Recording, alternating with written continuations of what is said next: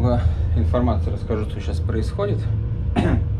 Не знаю, насколько актуально это по данному времени и по дате. Integra первого поколения.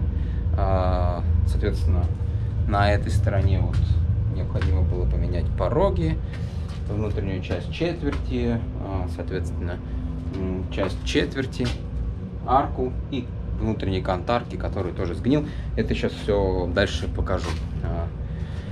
Собственно, все ремкомплекты нашего производства, кое-где тут еще надо будет прихватить, да. А так, собственно, нижняя часть, боковая часть, все уже прихвачено, все стоит на месте, все нормально, за исключением вот этих вот, да, частей, которых тут они прогнили, надо будет их уже локально по месту поменять.